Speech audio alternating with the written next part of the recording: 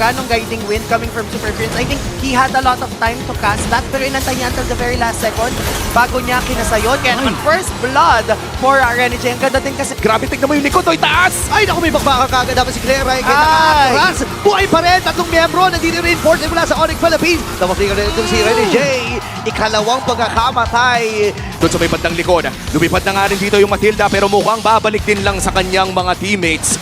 Onyx Philippines, papasukin ng Raging Sandstorm! May Renegade, nasa likuran. Ay! Yeah, pero initis pa rin si Bulutko. Pero not for long. Nakuha si Yue ng isa. Prince? Sa magilang sa target. Nakamula ng Aurora. Team will carry kill.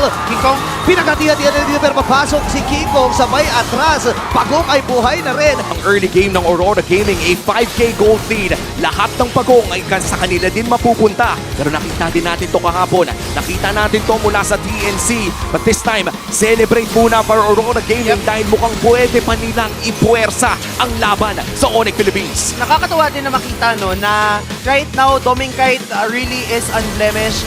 Pinapatunayan niya na siya ang susunod na standard when it comes to the gold lane. Grabe yung espasyo na nabibigay sa kanya ni Renegade. And kahit bumagsak si Renegade twice, okay lang yon kasi at the end of the day, nakakapag-farm up si Doming Kite. Oo, grabe din yung pagpa-farm. Parang 3 o 4 na tore na ata ang Sa kanya nakuha lang. ni Doming dahil sa pagpupunteriya niya sa pagpupush. And so far for Doming kahit 0-0-0 man ang kill score niya, napakayaman na niyan ngayon. Yeah, sobrang importante talaga ng space na nakikrate dito ni Edward at ni Renegade na dumarating na nga sa punto na pag pupunta ang Onyx doon sa ginagawa nila, eh wala na silang naabot pero naabot na nila ata.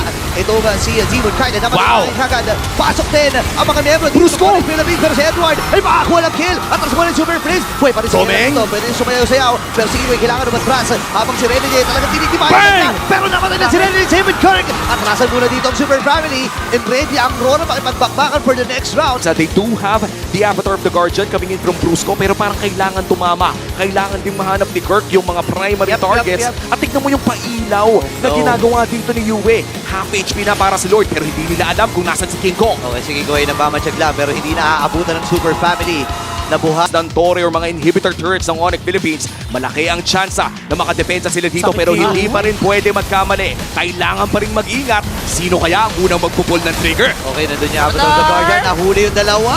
Pero yung Lord patay na nga rin. Kailangan ba ito si Renegade dito? Kirk? Tamang meditate lamang siya habang si Kirk. Wow! Sabay na tumama yung Summon of Flicker. Pero hindi na yung bawi ng Rora. Atras muna dito ang pamilya. Habang si Bruce ka naman iipitin. Sakto rin yung King Kong! Pasok si King Kong with the burst. Namatay itong si Demon Kite. Si King Eagle naman mula kay Super Prince. And this time, Aurora ay aatras dahil namatay na nga kagad. Wow. Isa pa sa mga main damage hit. Main responsibility ng junglers ay to secure objectives. Yep. Sisimulan na ng Aurora Gaming ang Kalahati. Lord. This is the second Lord of the game. Papasok kaya ang Onyx? Okay, paubos na ang buhay Ay. dito ng Lord. Hindi na naabutan ng Super Family. And Aurora. Very good sign for Aurora MLBB. Now they just have to be very careful kung paano nila paatarin yung Lord na ito kasi na-pick off na si Demon Kite. At mukhang hindi pa ata ito mahabol ni Renegade. Okay, kailangan umatras kagad ni King Kong dito. Hindi nila pa uuwiin si Renegade, ay si King Kong. Okay, nilaban na nga rin ng Onyx Philippines sa mag-examine force. Ang goal lang nalaman nila dito ay papagsakin kagad yung Lord. Habang yung Torre dun sa may bandang itaas at sa may bandang ibaba ay buhay pa rin. Pero may habulan pa rin nagaganap. Di pa Hinabol pa rin tapos. din si Renegade, si King Kong. 1-1 magiging laban. Edward? Pero dito si Edward. Tutulong na nga rin. At nakakuha na siya ng kill. Nahanap din. Kinailangan the waves pushing topside in mid. Oh, half-hearted sila dito sa mga 5v5 initiations. Ngayon, si Kirk ang hinahabol nila, soft reset ang gagawin dito sa may Lord. Magkakakitaan na ata si Kirk ang gagawin sasama si Kiko. Pero lumiko sila doon sa may gilid. Si Edward ang target. Pero sakto din yung pasok ni Edward. Kirk? Ngayon, mabubuhay pa nga ba siya dito? Habang si Renegade pinutulungan ng 4 na miyembro mula sa Onyx Philippines. One immortality, magsak si Renegade. At kailangan umatras ng Team Aurora. Lord ay nakuha pa rin dito ng Aurora. And possibly last Lord of the match. 5 seconds bago nga ito lumabas. Nakapag-purple buff naman dito si King Kong. But Conceal. Renegade with a concealed play. Si Brusco mukhang makikita si Super Prince. Makakalipad ka pa palayo. Okay, napasir kay Sige Eagle. na nga! Pero may ipita na si Gana. Kapatid sa Guardian. Dalawa na huli doon. Habang si Guard, nalaban na nga rin si Kiko sa may madalikuran. Nakapatay na kagad dito si Yue. Brucio nakatumba. Dalawa ang namaalam para sa Onyx Philippines.